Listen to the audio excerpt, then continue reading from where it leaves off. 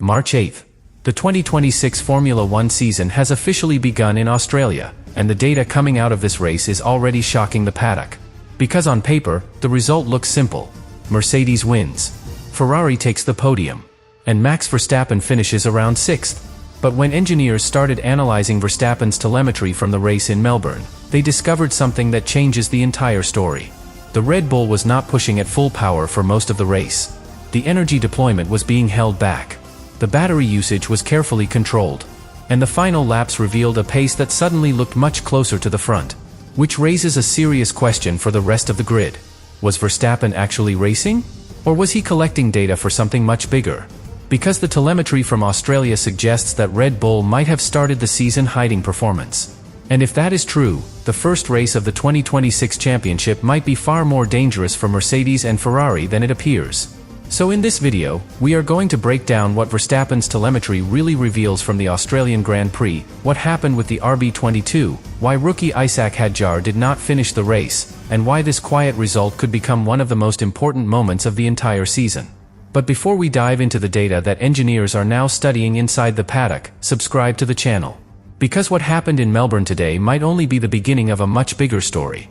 The Australian Grand Prix on March 8th was more than just the opening race of the season. It was the first real test of an entirely new Formula One era. New power units. New hybrid architecture. New aerodynamic rules. Every team arrived in Melbourne with months of simulations, but almost no real race data.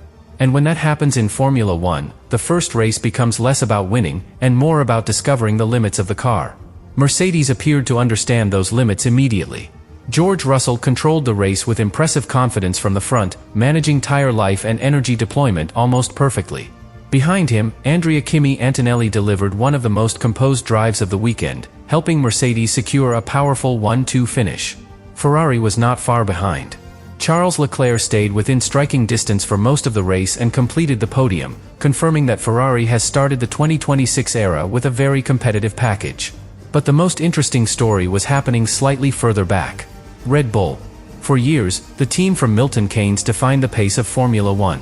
Their cars were stable, efficient, and incredibly fast during long runs. Yet in Australia, something felt different. The RB22 looked competitive, but not dominant. And that difference started appearing as early as qualifying. Verstappen was not fighting for pole position. He was fighting inside the group just behind the leaders. That immediately forced Red Bull into a different kind of race strategy. Instead of controlling the pace from the front, Verstappen had to manage traffic, tire temperatures, and energy deployment while surrounded by other cars. And that is where the telemetry begins to reveal something fascinating. Because in the early stages of the race, Verstappen was not driving the car at maximum attack. The throttle traces show a smoother application on corner exits. The energy deployment on the straights was slightly reduced compared to the Mercedes ahead. And the battery usage was carefully controlled. In simple terms, the Red Bull was being driven inside a controlled performance window. Not slow, but not fully unleashed either. And that approach tells us something important about Red Bull's mindset in Australia. They were not chasing a risky early victory. They were studying the car, understanding how the new hybrid system behaves during a full race distance, testing energy recovery cycles, testing tire degradation patterns. Because the 2026 cars rely much more heavily on electrical systems than previous generations. The balance between combustion power and electric deployment has become extremely delicate. Push too hard early in the race, and the system can fall out of its optimal cycle. Lose that balance, and lap times suddenly collapse. So Verstappen's opening stint was not about overtaking everyone in front of him. It was about patience, control, and collecting information. And while Max was carefully managing his race, another situation inside the Red Bull garage suddenly complicated the entire afternoon. The second car. Isaac Hadjar. The rookie entered the race with enormous pressure on his shoulders. Driving for Red Bull has never been easy, especially when your teammate is a world champion like Verstappen. But the challenge in Australia was even greater. Because rookies were not just adapting to Formula One cars. They were adapting to an entirely new generation of Formula One technology. And at some point during the race, Hadjar's day suddenly came to an end. The car retired. Just like that. One moment he was fighting in the midfield. The next moment the Red Bull garage was watching one of their cars disappear from the race. And when that happens, the entire strategy of the team changes instantly. Because in modern Formula One, two cars are not just two opportunities to score points. They are two strategic tools. Two cars allow teams to pressure rivals, split strategies, force other teams into difficult decisions. But when one car retires early, all of that disappears. From that moment forward, the entire Red Bull result depended on one driver, Max Verstappen. And that made his telemetry even more important. Because every lap he completed was not just part of a race. It was data. Data that Red Bull engineers would later analyze in enormous detail. Data that could determine how quickly the RB22 evolves during the next races. But something even more interesting started appearing as the race approached its final stages. Because Verstappen's pace began to change. And the numbers hidden inside that final stint might reveal the true potential of the Red Bull car. As the race moved into its final phase in Melbourne, something subtle began to appear in the data. At first, it was almost invisible. A few tenths here. A slightly faster sector there. But when engineers later looked at Verstappen's telemetry lap by lap, a clear pattern emerged. His pace was improving. Not because the car suddenly became lighter. Not because the track changed dramatically. But because the RB22 was finally operating in its ideal window. Throughout the first part of the race, Verstappen had been extremely careful with energy deployment. The electrical boost on the straights was limited. Battery levels were protected. Tire temperatures were managed carefully through the corners. All of that patience had a purpose. Because the new 2026 hybrid systems are far more sensitive than the previous generation. Energy harvesting, battery charge, deployment timing. Everything must remain perfectly synchronized.